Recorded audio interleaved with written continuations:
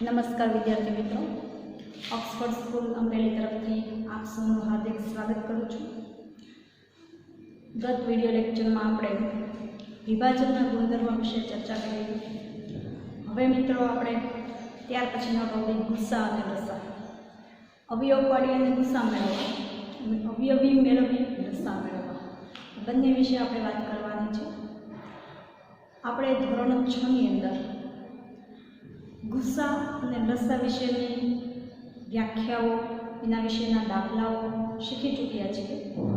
છતાં પણ આપણે ધોરણ 7માં, ધોરણ 8માં બંનેમાં ગુસ્સા અને લસા એ અગત્યનો ટોપિક છે ને એ આપણે શીખવાનો છે, બરાબર છે। તો મિત્રો હાલ ગુસ્સા સૌપ્રથમ આપણે શીખીએ। तो गुस्सानी अंदर सौप्रथम तो આપણે વ્યાખ્યા છે વ્યાખ્યાયિત કરવી પડે। તો વ્યાખ્યા બનાવવા માટે સૌપ્રથમ આપણે ઉદાહરણ ખબર હોવી જોઈએ કે ગુસ્સા કેવી રીતે મેળવી શકાય। જો તમને એક્ઝામ્પલ આવડે તો વ્યાખ્યાને વ્યાખ્યાયિત કરવી એકદમ સરળ બને, ઇઝી બને, તમારે વ્યાખ્યા ગોખવી પડે નહીં। ગણિતની અંદર કોઈ પણ વસ્તુ ગોખવાથી ક્યારે શક્ય બનતું નથી। ગોખવાથી તમને 5-15 દિવસ યાદ રહે, પછી તમને યાદ રહેશે નહીં। એટલા માટે ગણિત વિષયની અંદર તમારે ખાસ જે કંઈ વ્યાખ્યાઓ આવતી હોય, સંકલ્પનાઓ આવતી હોય એ તમારે ગોખવા કરતાં સમજવી વધારે જરૂરી છે। જો એમાં તમને સમજ મળી જાય તો જ્યાં સુધી તમે ગણિત વિષય ભણો ત્યાં સુધી તમને એ વસ્તુ ક્યારેય ભૂલાતી નથી, બરાબર। તો સૌપ્રથમ આપણે ગુસ્સા માટે જોઈએ તો ગુસ્સાની વ્યાખ્યાયિત કરતાં પહેલાં આપણે એનું એક્ઝામ્પલ જોઈએ। ગુસ્સા છે બે રીતે મેળવી શકાય, અવયવ પાડીને પણ મેળવી શકાય અને બીજી ખાનાવાળી રીતથી પણ મેળવી શકાય। તો પહેલાં આપણે એને ઉદાહરણ સહિત દાખલો ગણીએ અને પછી એની વ્યાખ્યા છે એ ગાણિતિક ભાષામાં લખીએ। तो सर्वप्रथम આપણે પહેલો ટોપિક છે ગુસ્સા।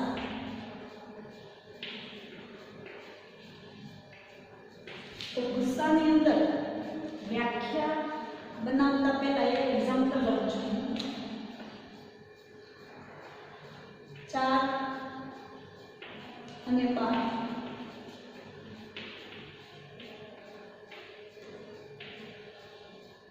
4 અને 12 માં ગુસ્સા મારે મેળવવો છે।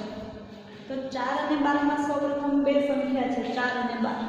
तो पहली रीत हूँ बनावुं छुं अवयववाળી રીત। तो अवयववाળી રીતમાં 4 ना अवयव पाडું છું। 4 ना अवयव पाडता આપણને ખાસ આવડતા જ હશે, બરાબર, કે જ્યારે જે સંખ્યા દ્વારા આપેલી સંખ્યાને નિશેષ ભાગી શકાય તેવી બધી જ સંખ્યાઓને આપેલી સંખ્યાના અવયવ કહેવાય। અવયવની વ્યાખ્યા છે જે આપણે ધોરણ 6 ની અંદર ભણી ચૂક્યા છીએ, એટલા માટે આપણે અત્યારે અવયવની વ્યાખ્યા લખતા નથી, પણ અવયવ કોને કહેવાય એ આપણને ખ્યાલ હોવો જોઈએ।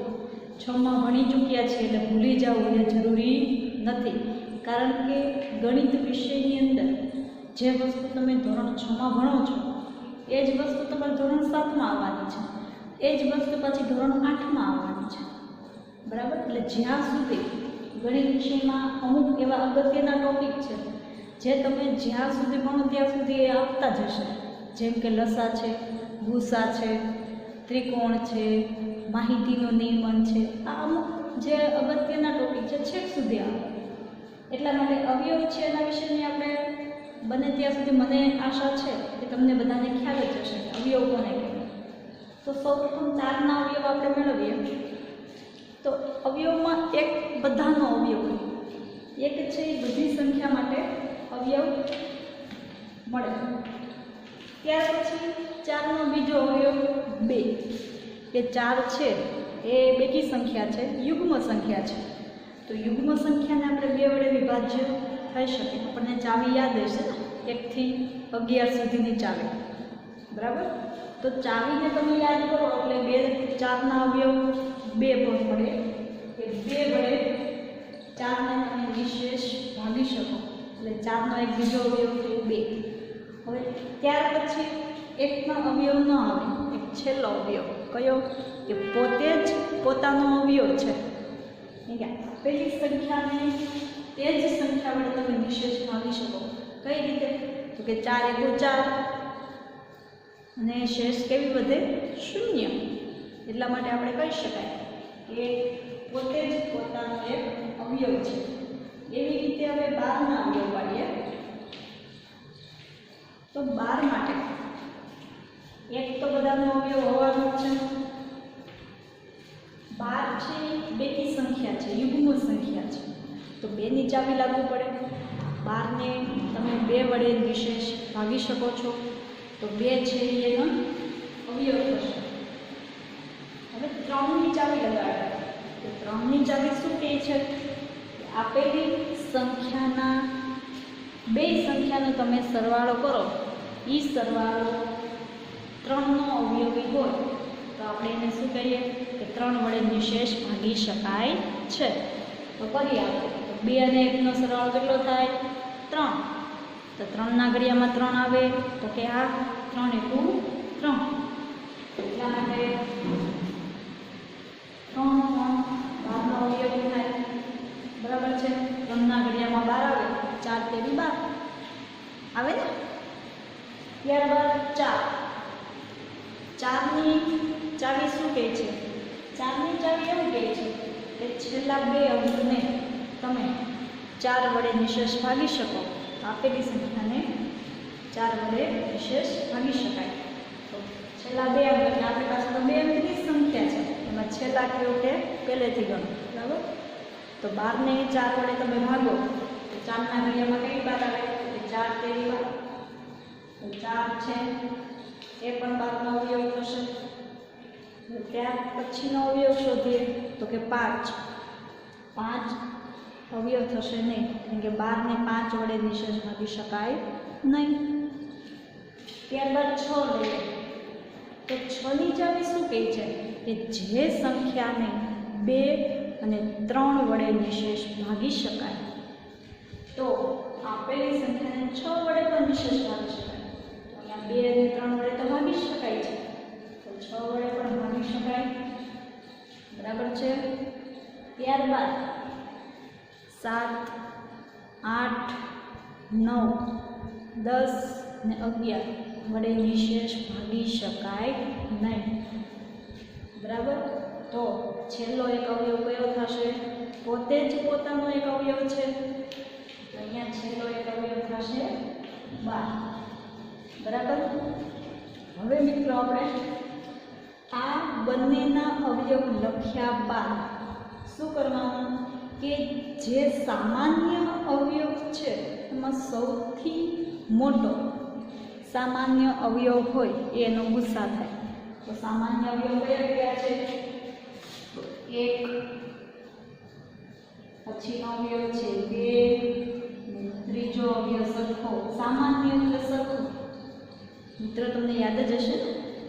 તો મોટામાં મોટો અવયવ કયો સામાન્ય આપણે મેળવો? 4. તો 4 અને 12નો ગુસા તમને કેટલો મળે? 4. તો અહીંયા લખવાનું 4 અને 12નો ગુસાઅ કેટલો થશે? 4. આ પહેલી રીત થઈ. હજી આમાં ને આમાં આપણી પાસે એક બીજી રીત છે. એ બીજી રીતે કઈ રીતે ગુસા મેળવવો? મિત્રો અત્યારે જેટલું હું બોર્ડ વર્ક કરાવું એ તમારે સાથે સાથે લખતું જવાનું છે અને સમજતું પણ જવાનું છે. કારણ કે ગુસા અને લસા એ ખૂબ જ ખાસ પ્રકારના ટોપિક છે કે આપણે કોઈ પણ ફિલ્ડમાં આગળ વધીએ. ઘણા વિદ્યાર્થી મિત્રોને એવું હોય કે ભાઈ 10 પૂરું થાય એટલે આપણે આર્ટ્સમાં જાશું તો ગણિત નહીં આવે, કોમર્સમાં જાશું તો ગણિત નહીં આવે. પણ એ ભૂલ ભરેલું છે. આર્ટ્સમાં જાશો તો પણ ગણિત પીછો નહીં છોડે, કોમર્સ રાખશો તો પણ ગણિત છે પીછો છોડવાનું નથી. કોમર્સ રાખો એટલે આંકડાશાસ્ત્ર આવે, એસપીસીસી, બધામાં ક્યાંક ને ક્યાંક ગણિત સંકળાયેલું હોય.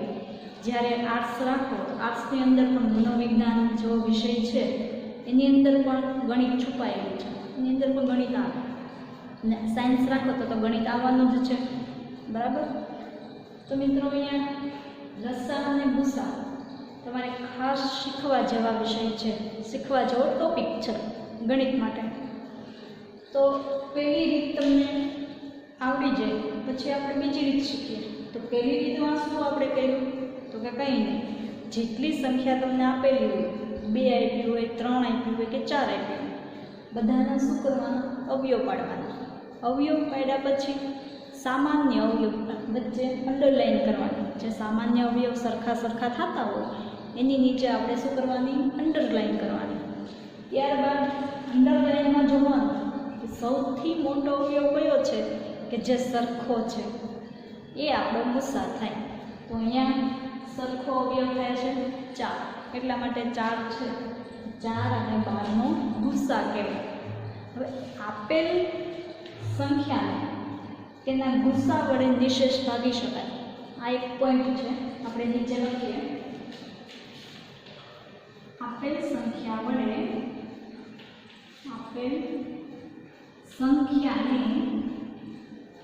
તેમના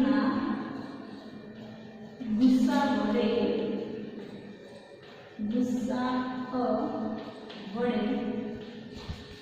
નિશેષ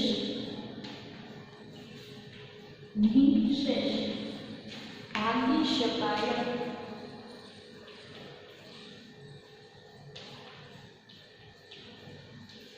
બરાબર મિત્રો, આ એક ખાસ એક નોંધ કરવા જેવી બાબત છે કે જે તમને 1 માર્ક્સમાં ક્યારેક પૂછી શકે. કોમ્પિટિટિવ એક્ઝામ આપો ત્યારે પણ આ પ્રશ્ન છે એ પૂછાઈ શકે એવો છે કે આપેલ સંખ્યાને તેમના ગુસ્સા વડે નિશેષ ભાગી શકાય.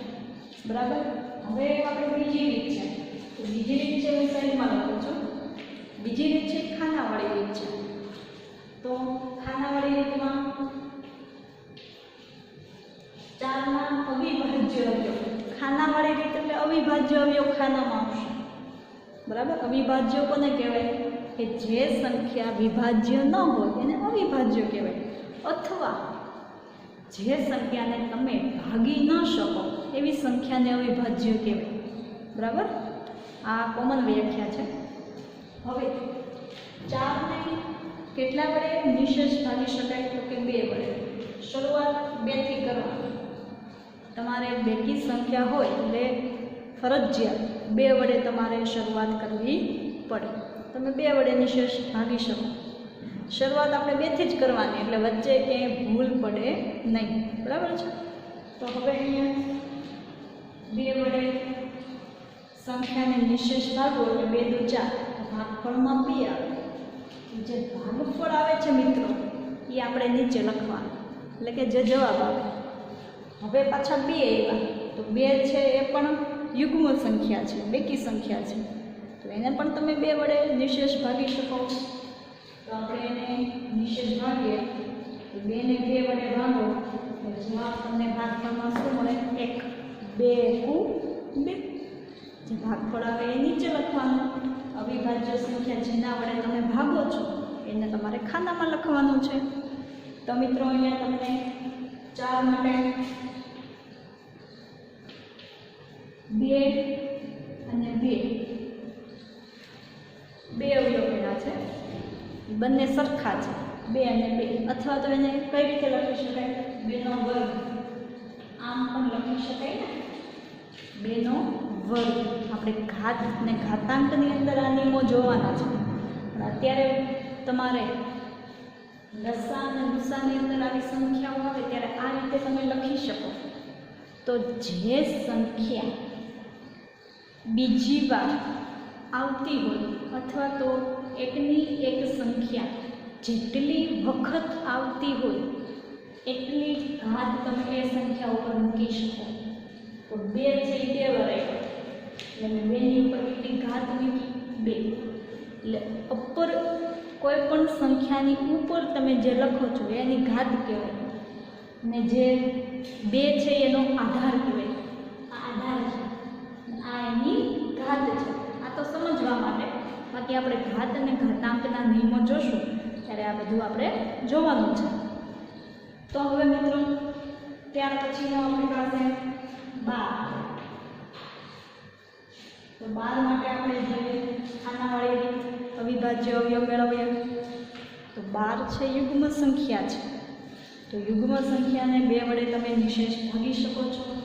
તો કે હા, તો 2 વડે તમે ભાગો તો શું મળે છે? 6. હવે 6 છે એ પણ યુગ્મ સંખ્યા છે. તો 6 ને પણ તમે 2 વડે નિશેષ ભાગી શકો છો. તો કે હા, 2 વડે ભાગો તો કેટલા આવે? 3 દુ 6. બરાબર. હવે એવા 3. તો 3 તો અવિભાજ્ય સંખ્યા છે. તો 3 જ્યારે અવિભાજ્ય સંખ્યા આવતી હોય ત્યારે એ સંખ્યા વડે જે સંખ્યાને તમે ભાગી શકો તો તમે 3 ને 3 વડે જ નિશેષ ભાગી શકો. 3 એકુ 3. તો મિત્રો અહીંયા 12 માટે તમને કેટલા અવયવ મળ્યા? 2 2 અને 3. તો અહીંયા પણ 2 2 છે એ સરખા આવ્યા. તો આમ લખી શકાય 2 નો વર્ગ અને 3. તો હવે આની અંદર તમે સરખું હોય એ તમે ગુસા તરીકે લઈ શકો છો. સરખું કોણ છે? 2 નો વર્ગ. મિત્રો અહીંયા તમને 4 અને 12 નો ગુસા કેટલો મળે? 2 નો વર્ગ એટલે કેટલો થાય? 4. થાય ને? 2 નો વર્ગ એટલે કેટલો મળે? 4. નીચે આપણે નોંધ તો લખેલી જ છે. આપેલ સંખ્યાને તેમના ગુસા વડે નિશેષ ભાગી શકાય છે. હવે આપણે આના ઉપરથી ખ્યાલ આવી ગયો હોય કે ગુસાની વ્યાખ્યા છે આપણે કેવી રીતે આપવી. તો ગુસાની વ્યાખ્યા આપતા પહેલાં આપણે ગુસા છે શોર્ટ ફોર્મ છે એટલે કે ટૂંકાક્ષરી ફોર્મ છે. બરાબર. એને આપણે ફૂલ ફોર્મ કે આખું નામ એનું શું છે એ આપણે લખીએ. તો ગુસા એટલે ગુરુત્તમ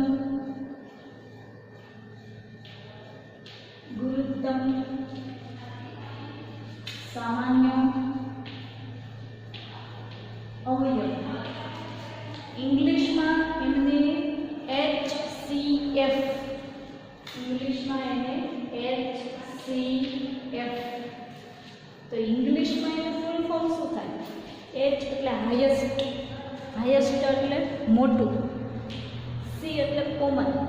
કોમન એટલે સરખું અથવા સામાન્ય. અને F એટલે ફેક્ટર. ફેક્ટર એટલે અવયવ. બરાબર. તો આ રીતે ગુસાનું ફૂલ ફોર્મ થાય છે. હવે એની વ્યાખ્યા આપણે ગાણિતિક ભાષાની અંદર લખીએ. તો ગાણિતિક ભાષામાં વ્યાખ્યા આપણે જે એક્ઝામ્પલ આપ્યું છે એના દ્વારા લખીશું.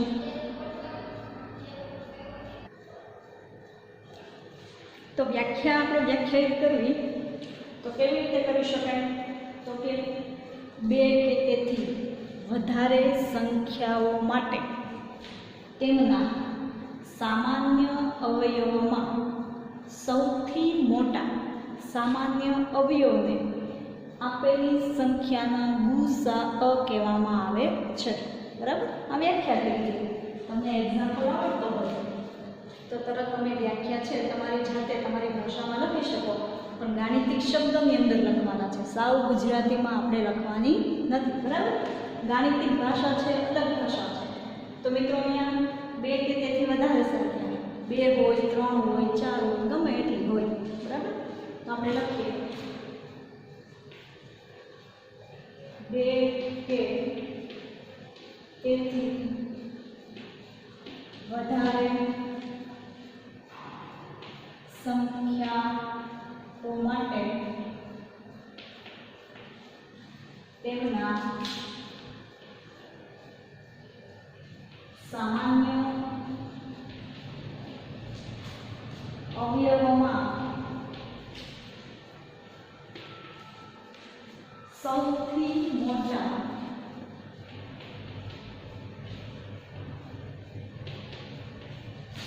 સામાન્ય અવયવને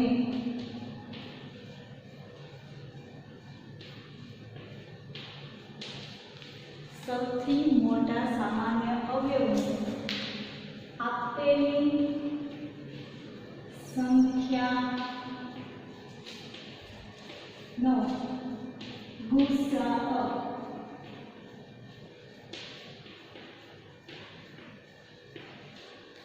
ગુસાઅ કહેવામાં આવે છે.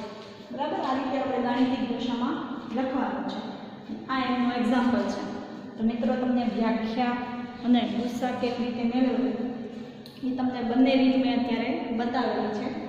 ગુસા માટે આપણે અત્યારે 4 થી 5 દાખલા જોઈએ, પછીના લેક્ચરમાં આપણે વધારે પ્રેક્ટિસ કરીએ. અત્યારે તમને હું 3 થી 4 દાખલા કરાવું છું. ઘરે તમારે 3 કે 4 દાખલા જાતે રકમ બનાવી અને ગણવાના છે. બરાબર છે.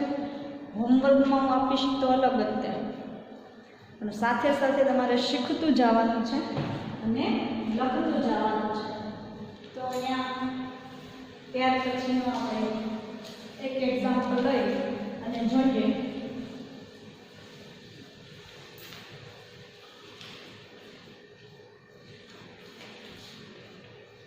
ત્યાર પછી બીજું એક્ઝામ્પલ આપણે લઈએ. 9 અને 21. એક ત્રીજી સંખ્યા આપણે લઈએ 18. 9, 21 ને 18 આ ત્રણેયનો આપણે ગુસા લઈએ તો શું મળે છે જોઈએ. પહેલી આપણે રકમ લીધી, એની અંદર 2 સંખ્યા હતી. બીજી રકમ લઈએ છીએ, એની અંદર કેટલી સંખ્યા લીધી મેં? 3. 2 કરતાં તમે વધારે સંખ્યા લઈ શકો છો. એક સંખ્યા માટે તમને ક્યારેય ગુસા મળે નહીં. હંમેશા તમારે ઓછામાં ઓછી 2 સંખ્યા જોઈએ. 2 કરતાં ઓછી ચાલે નહીં. તો હવે આપણે 9 માટેના અવયવ બનાવીએ, પાડીએ. ત્યારબાદ 21ના અવયવ પાડીએ અને ત્યારબાદ 18ના અવયવ. ત્રણેયના અવયવ પાડી લખી લેવાના. તો 9ના અવયવ શું થાય? તો એક તો એનો અવયવ છે જ અયુગ્મ સંખ્યા છે, એકી સંખ્યા છે, તો એને તમે 2 વડે નિશેષ ભાગી શકો નહીં. તો 9 છે એને આપણે મિત્રો 3 વડે નિશેષ ભાગી શકાય. એટલે 3ના ઘડિયામાં 9 આવે, 3 તેરી 9. તો 3 તેરી 9 એટલે 3ના ઘડિયામાં 9 આવે. હવે તમે કઈ સંખ્યા વડે 9 ને વિભાજ્ય કરાવી શકો? તો કે ત્યાર પછી એક પણ સંખ્યા વડે તમે 9 ને ભાગી ન શકો. છેલ્લે પોતે જ પોતાનો એક અવયવ છે એટલે 9 વડે તમે એને ભાગી શકો. છેલ્લે 1, 3 અને 9. હવે આવે છે 21. તો 21 છે એ અયુગ્મ સંખ્યા છે, તો 2 વડે નિશેષ ન ભાગી શકાય. પણ એક તો એનો અવયવ છે જ, એક તો 1 અને એક પોતે જ પોતાનો એક અવયવ છે. આ વાત તો આપણે ખાસ યાદ રાખવાની રીતે. આ 2 અવયવ તો કોઈ પણ સંખ્યાને હોય જ, એક સિવાય. એકને એક જ અવયવ હોય અને એ અવિભાજ્ય છે, વિભાજ્ય છે નહીં. બરાબર. હવે 21 છે એને 3ની ચાવી લગાડવી. તો 3ની ચાવી શું કહે છે કે બંને સંખ્યાનો સરવાળો, 2 અને 1નો સરવાળો કેટલો થાય? 3. તો 3 છે એ 3નો અવયવી છે. અવયવી એટલે એના ઘડિયામાં આવતી સંખ્યા છે. બરાબર. તો 21 છે 3ના ઘડિયામાં ક્યાં આવે? તો કે 7 તેરી 21. બરાબર. તો 3 છે એનો અવયવ થશે. ત્યાર પછી 4 વડે ન ભાગી શકાય, 5 વડે ન ભાગી શકાય, 6 વડે ન ભાગી શકાય. 7 વડે પાછો ભાગી શકાય. 7ના ઘડિયામાં 21 આવે. 7 તેરી 21. હવે ત્યાર પછી એક પણ સંખ્યા વડે તમે એને નિશેષ ભાગી શકો નહીં. છેલ્લે પોતે જ પોતાનો એક અવયવ છે. હવે 18. 18ના અવયવ પાડીએ. 18 છે એ યુગ્મ સંખ્યા છે. યુગ્મ સંખ્યા છે એટલે આપણે એને 2 વડે નિશેષ ભાગી શકાય. પણ એની પહેલાં 1 છે તો બધાનો અવયવ છે તો 1 લખી નાખો. પછી 2 વડે ભાગી શકાય. 9 દુ 18. 3 વડે ભાગી શકાય કારણ કે 8 અને 1 કેટલા થાય? 9. 9 છે 3નો અવયવી છે એટલા માટે 3 વડે ભાગો તો જવાબ શું આવે? 6 તેરી 18. તો 6 વડે 3 વડે ભાગી શકાય. ત્યાર પછી 4 વડે ન ભાગી શકાય, 5 વડે ન ભાગી શકાય.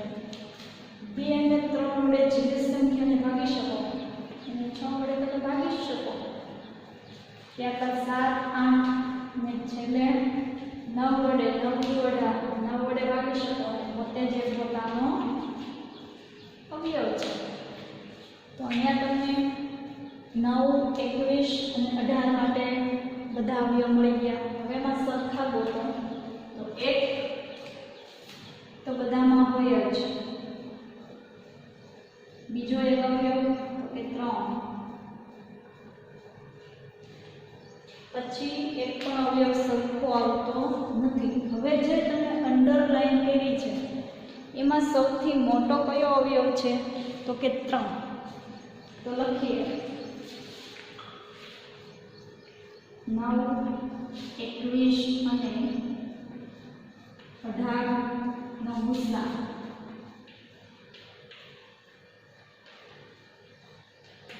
કેટલો થાય? કેટલો થશે? 3. બરાબર. કે બંનેમાં સરખું સામાન્ય અવયવ તમને કયો મળે છે? 3. તો મિત્રો આ પહેલી રીતથી આપણે આ અવયવ મેળવો. હવે આવી રીતે બીજી રીત જોઈએ. તો બીજી રીત આપણે સાઈડમાં લખીએ. ગુસ્સા તો તમને બંને રીતમાં સરખો જ મળે.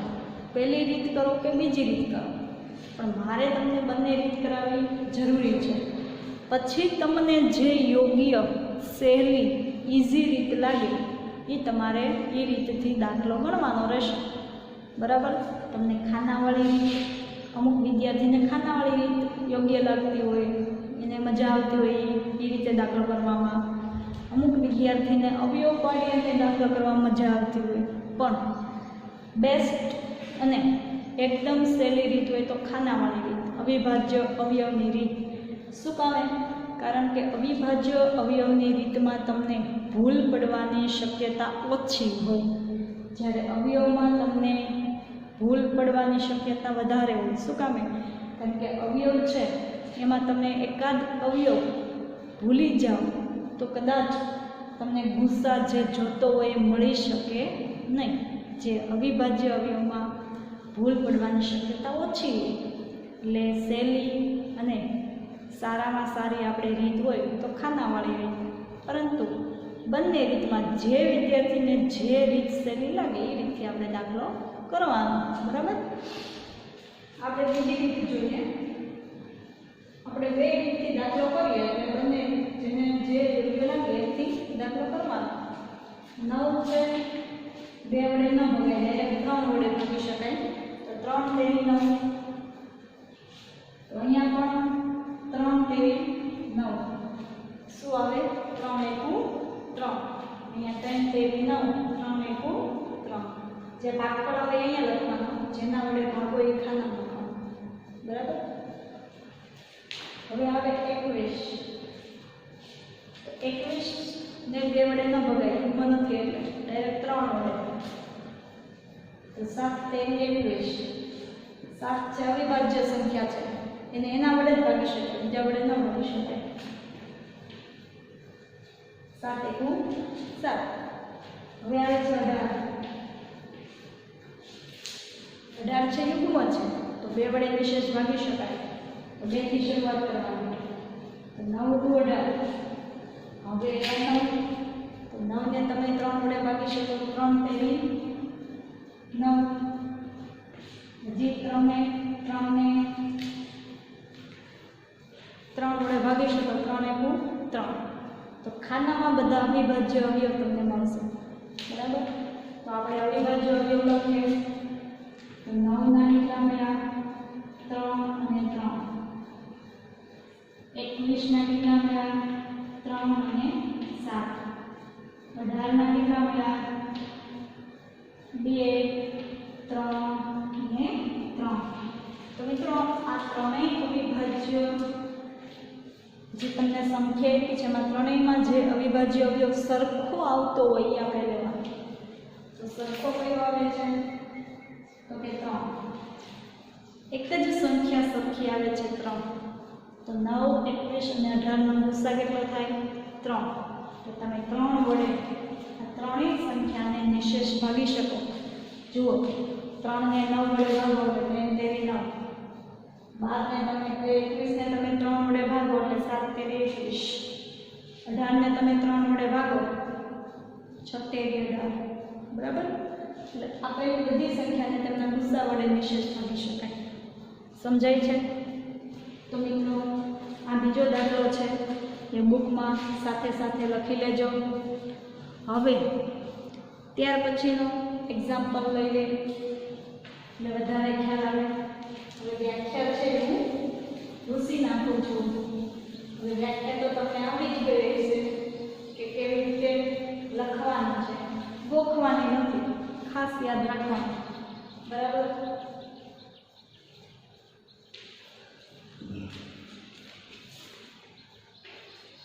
ત્રીજું એક્ઝામ્પલ લઈએ 10, 15, 25 ત્રણ સંખ્યા છે। આ ત્રણેય સંખ્યાનો ગુસ્સા લઈએ તો અવયવવાળી રીત પેલી કરીએ તો પહેલા 10 ના અવયવ પાડીએ।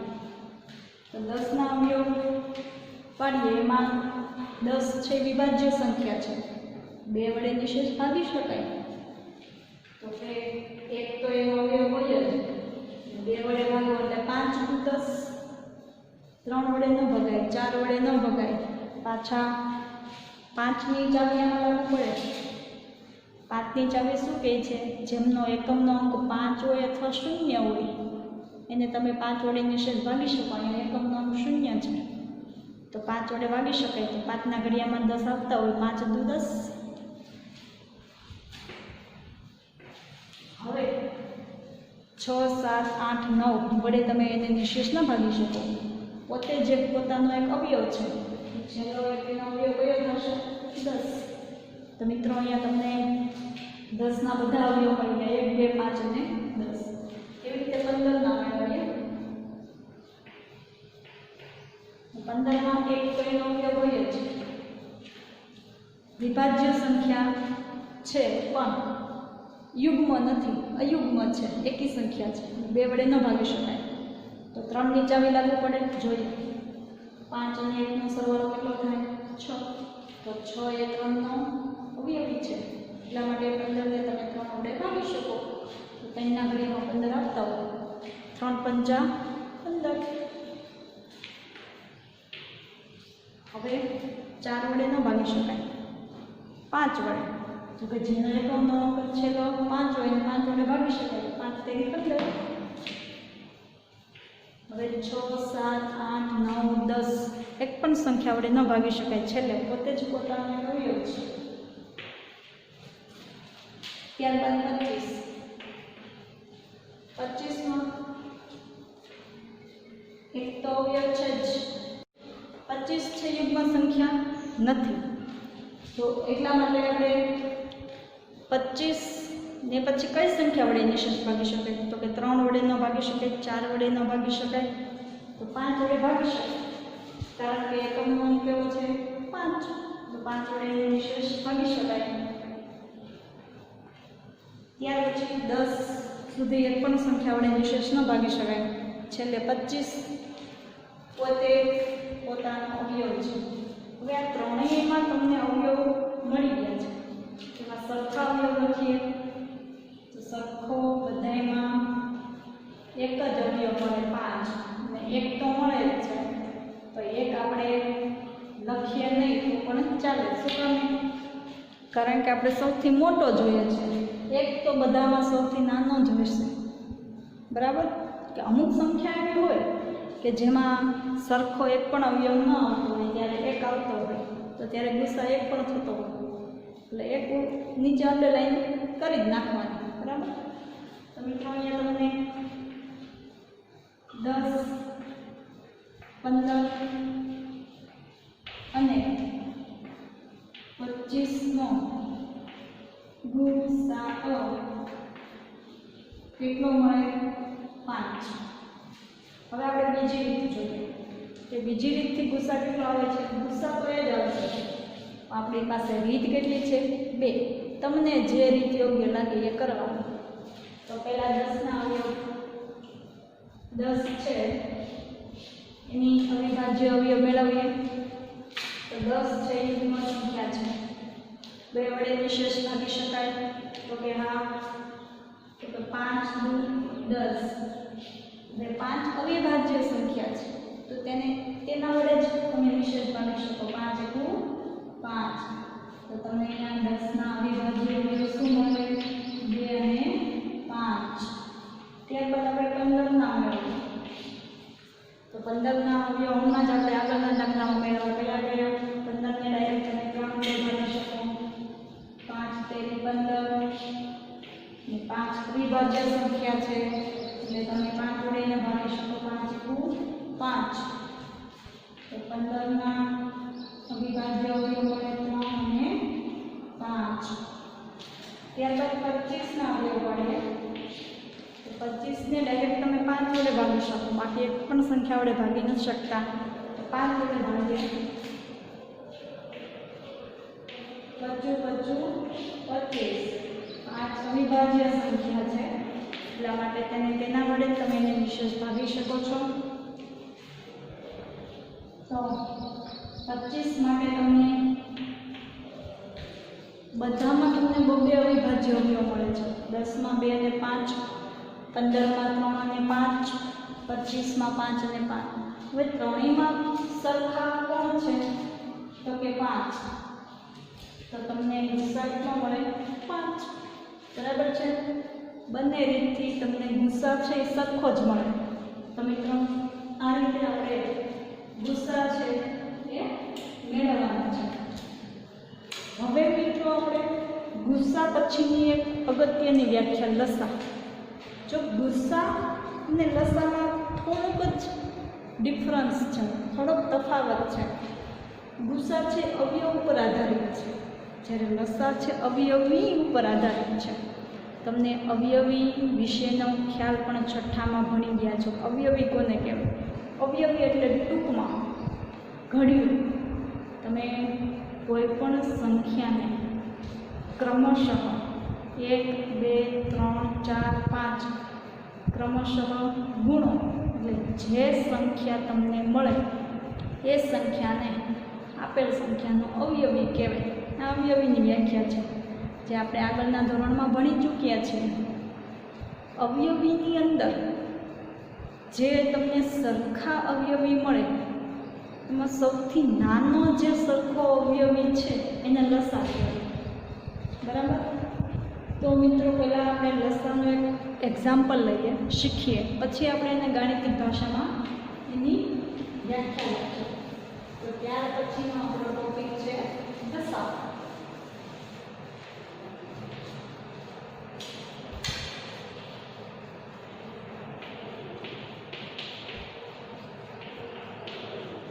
લસાની વ્યાખ્યા લખતા પહેલાં એનો આપણે એક એક્ઝામ્પલ લઈએ. એમાં પણ તમને 2 રીત મળશે. બંને રીતમાં સૌથી સહેલી ખાનાવાળી રીત છે. ગુસ્સામાં આપણે શું કરતા હતા? જેટલી સંખ્યાઓ હોય એમનો ગુસ્સા તમે અલગ અલગ ખાના દોરી અને મેળવતા હતા. હવે આપણે લસાની અંદર લસામાં દરેક સંખ્યા છે એક જ સાથે લખી અને અવિભાજ્ય અવયવ મેળવવાના હોય અને એ અવિભાજ્ય અવયવોનો તમે ગુણાકાર કરો એ એમનો લસા થાય. બરાબર? તો આપણે એક્ઝામ્પલ લઈએ લસા.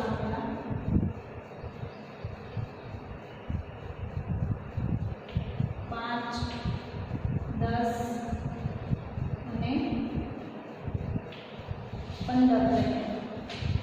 આ ત્રણેયનો આપણે લસા લઈએ. 3 સંખ્યા મેં ડાયરેક્ટ લીધી છે અત્યારે. તો અવયવી પહેલાં મેળવીએ. અવયવી મેળવ્યા બાદ પહેલી રીત કરીએ, પછી બીજી રીત કરીએ. તો પહેલી રીતમાં 5ના અવયવી શોધવા છે આપણે. તો 5ના અવયવી મેળવવા માટે 5નો ઘડિયો તમારે બોલવાનો. ક્રમશઃ 1 2 3 સાથે ગુણાકાર એટલે એનો ઘડિયો જ થયો. આપણે NCERT-માં ઘડિયા નીકળી ગયા છે, તમને ખબર જ હશે. હવે શું આવે છે? ટેબલ આવે છે. તો ટેબલ પણ તમને આગળ તો ભણ્યા હોય એટલે તમને ઘડિયા તો યાદ જ હોય. અને જો મિત્રો ગુસ્સા, લસા, અવયવી મેળવવા માટે તમારે 1 થી 10ના ઘડિયા અને 11 થી 20ના ઘડિયા ફરજિયાત આવડવા જરૂરી છે. એના વગર તમને ગણિતનો એક પણ ટોપિક આવડી શકશે નહીં. કારણ કે ગમે ત્યારે ગમે ત્યાં તમારે ઘડિયાની જરૂર પડતી હોય એટલા માટે. તો 5ના અવયવી આપણે 5નો ઘડિયો બોલવાનો પડતો જવાબ. તો 5 × 5, 5 × 10, 5 × 15, 5 × 20, 25, 30, 35 એમ છેક સુધી આગળ આપવું છે. એવી રીતે 10,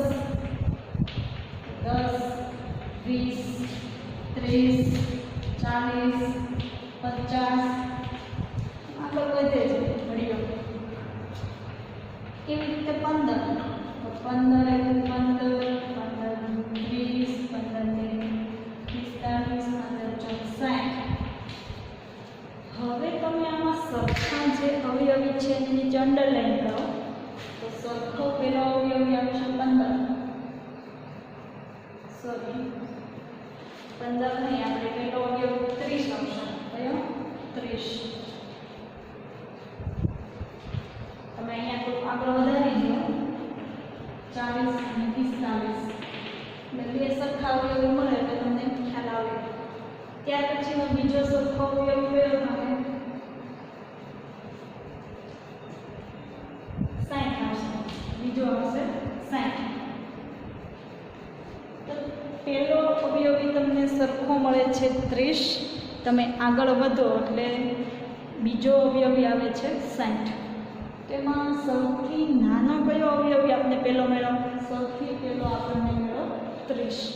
તો 30 છે એનો લસા થશે. સમજાય છે? ગુસ્સામાં શું કરતા હતા? સામાન્ય અવયવ મેળવો. સામાન્ય એટલે સરખું એવું બોલતા હતા. તો આમાં સરખું બોલવાનું છે.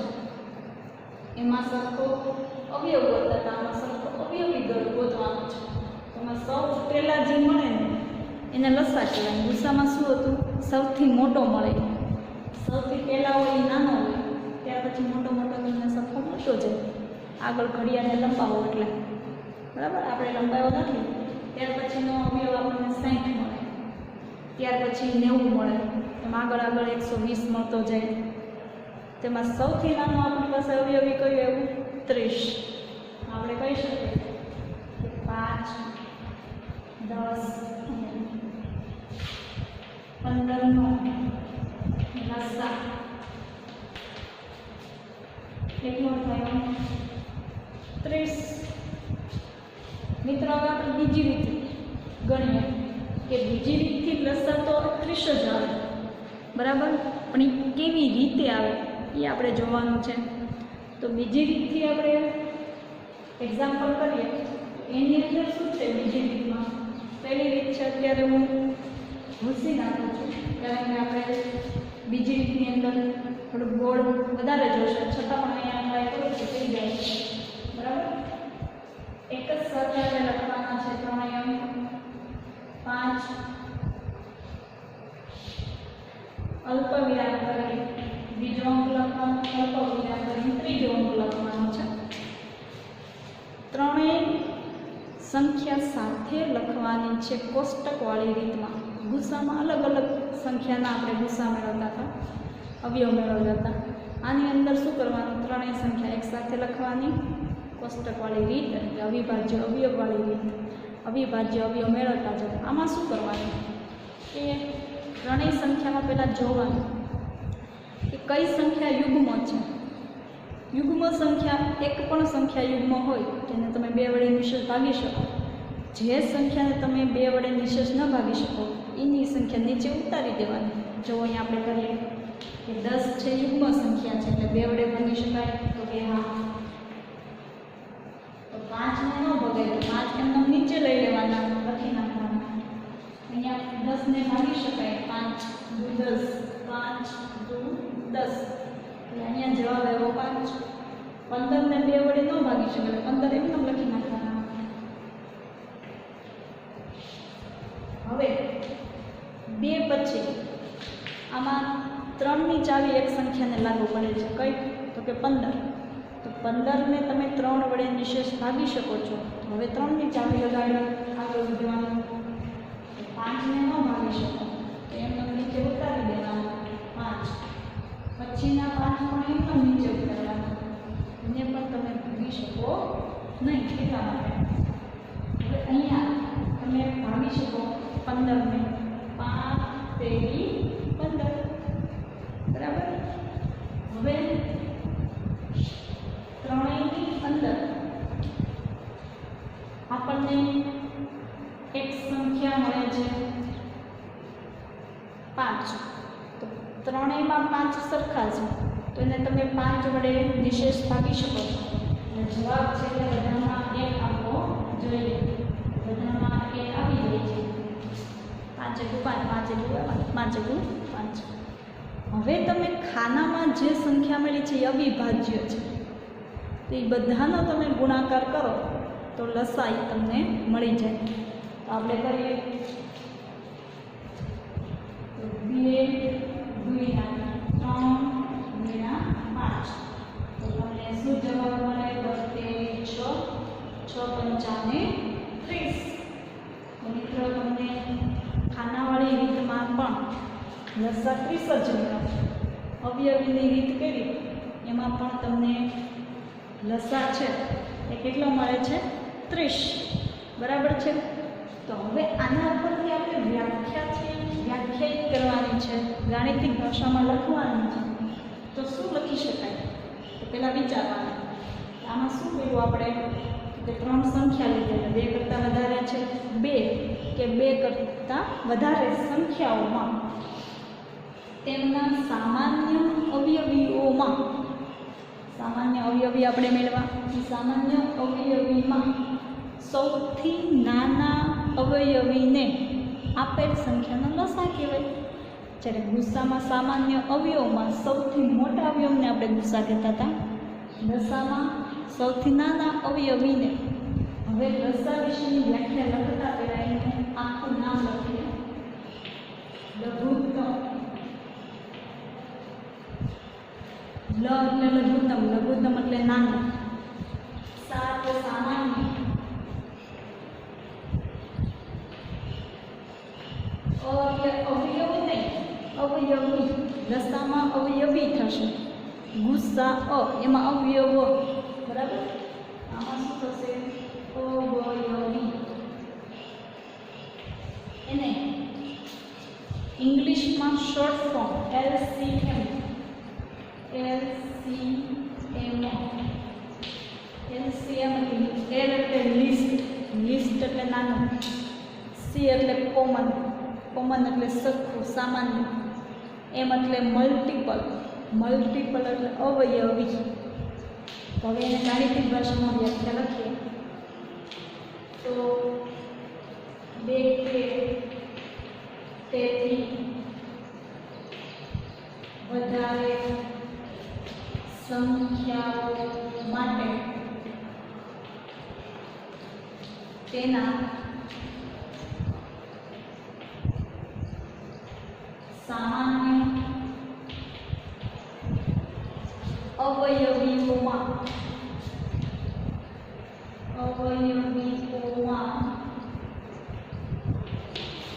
સૌથી નાના અવયવીને આપેલ સંખ્યા માટે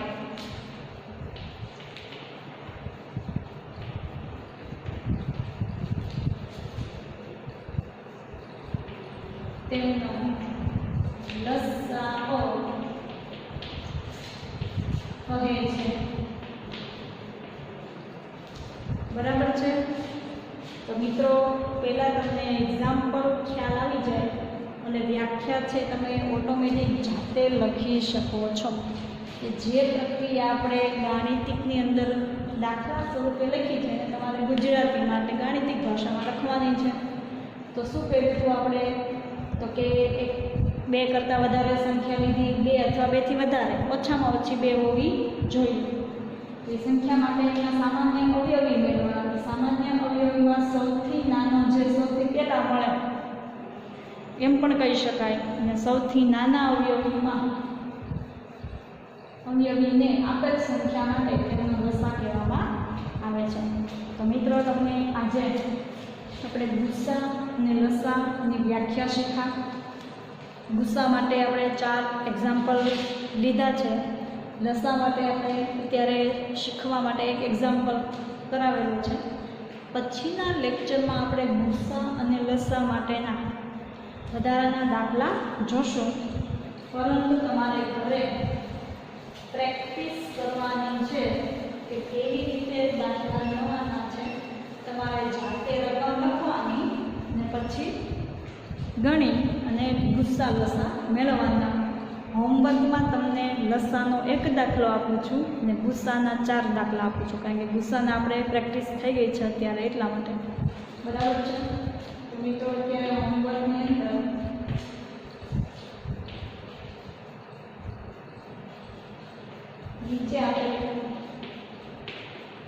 નીચે આપેલી સંખ્યાઓના ગુસ્સાઓ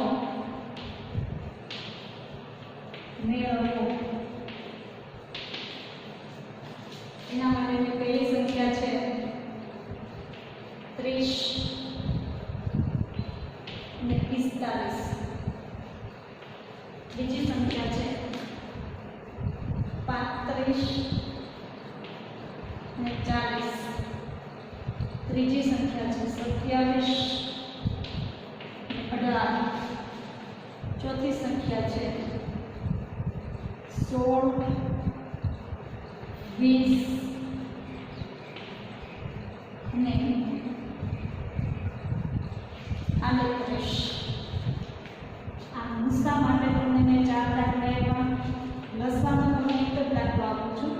નીચે આપેલ સંખ્યા માટે લસા મેળવો. એમાં તમને હું અત્યારે એક જ દાખલો આપું છું, કારણ કે આપણે પ્રેક્ટિસ થઈ નથી એટલા માટે. બરાબર છે?